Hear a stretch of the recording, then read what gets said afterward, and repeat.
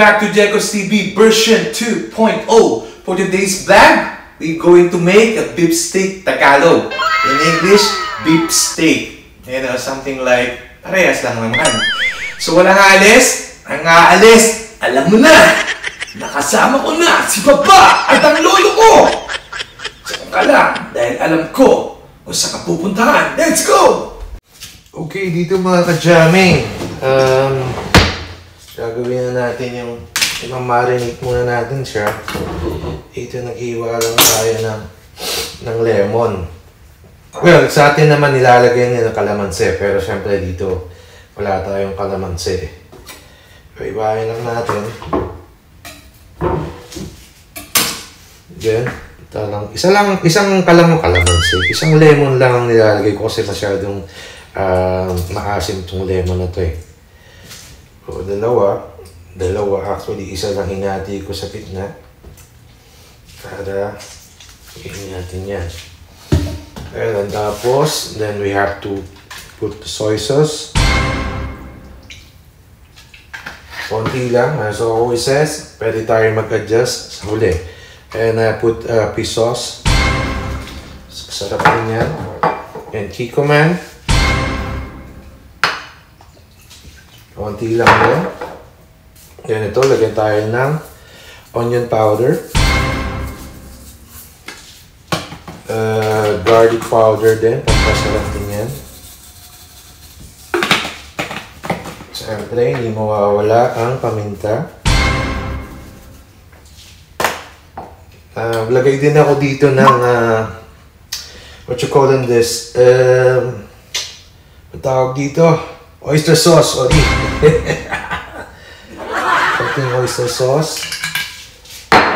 Siyempre, lagyan din natin siya ng beef powder. Konti lang din. Siyempre, yung pampakik natin.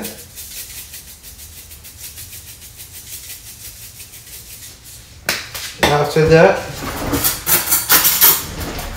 haluin lang natin para mag-mix lahat yung mga ingredients na nilagay natin. Yan lang. Guru, we have to marinate this one for like half an hour. So, para ma-soak niya yung mga ingredients na nilagay natin. Then, babalik tayo after half an hour, mga ka-jam.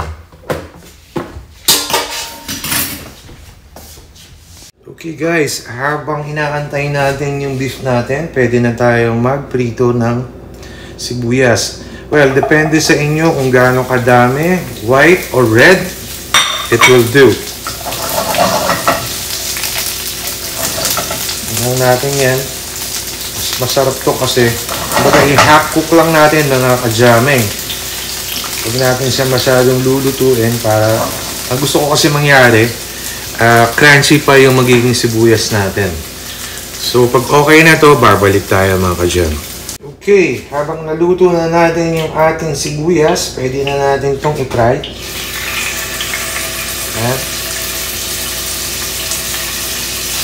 Dito mga ka-jam, yung ginamit natin talagang pang steak lang, yung maninipis para madali siyang lutuin. Well, depende pa rin sa inyo kung anong gusto nyong cut. Siyempre, beef steak, manipis lang siya.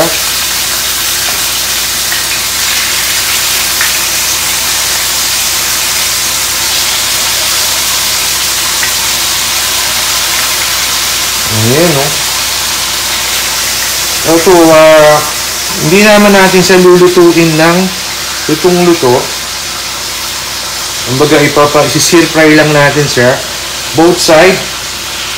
Tapos, babalikan natin mga ka-jam. Okay mga ka-jam, naprito na natin yung ating beef. Dito, magigisa lang tayo ng bawang. Wait lang mga ka-jam eh. Iwawag sa chopping board eh. Wala! Ayan na. So, dito na ako, dito din na rin ako naghugasan to. Dito na tayo nag-gisa ng bawang. Ilang natin yung maging okay. Then, ibabalik natin yung beef natin. Once na, yan natin lang. Yung mga nakikita nyo yung mga sa gilid-gilid yan, yun yung magpapasarap mamaya. I-deglaze natin yan. Ayan, no?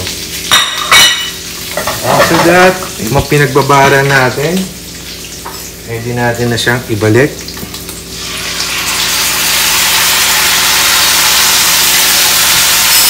O, diba? Pero dito mga ka-jam, maglagay lang tayo ulit ng tubig, or dito may ginawa ulit akong sauce, another batch of sauce. Daglag lang natin to para lumambot yung ating beef. Then once na malambot na yan, babalik tayo. Okay mga guys, mga ka-jam, once na malambot na yung ating beef, sorry, lagay na natin yung ating final event. Haluan lang natin yan ng 1 minuto, then titikman na natin. Let's go!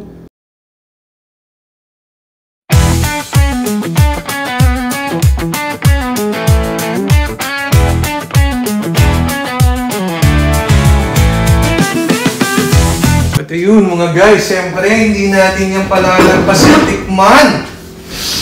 Isang masarap na beefsteak Tagalog. Diba? Natin, no? Mga sibuyas pa yan, mga ka-jam. Para ito mga ka-jam, madali lang naman to lutuin. Kaya lang talaga nagpapatagal dito kung gusto nyo talagang malambot yung beef natin. Diba? Pawakulaan natin siya ng medyo matagal para ito, ayan, tamang-tama lang. Half an hour mga ka-jami, pinakuluan natin siya dun sa ano. Siyempre, titikman na natin yan. Para sa inyo na nagkakasubuan! Oh. Para sa inyo mga ka-jam.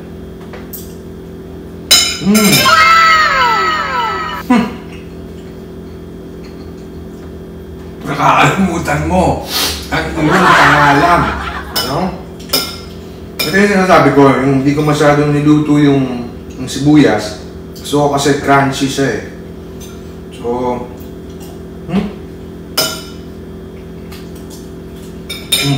Marinig mo. Crunchy, di ba?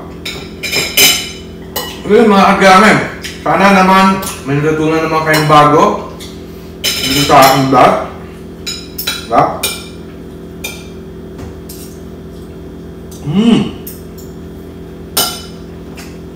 Mga kajam, oh. Ayun. Di ba na yung patatagalin ulit, mga kajam. Titirahin ko to. Up the arm ulit. If you like this video, don't forget to subscribe and like. And hit mo na rin yung notification bell para updated ka sa lahat ng mga vlogs ko. Eh, patuloy pa rin tayo magpasalamat sa atin kung may gawa sa atin, Panginoon, na hindi niya tayo pinababayaan. Lord, thank you everyday sa lahat ng mga biyaya at blessings na tinatanggap natin sa araw-araw. Katulad ng pagsabi ko, pagmulat pa lang ng mga mata natin, once we wake up, thank you God.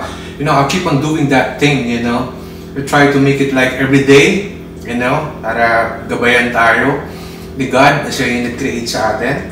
Ayun, hindi ko na kayo patatagalin. Paulit-ulit na naman ako mga kailangan. Na-miss ko kayo actually.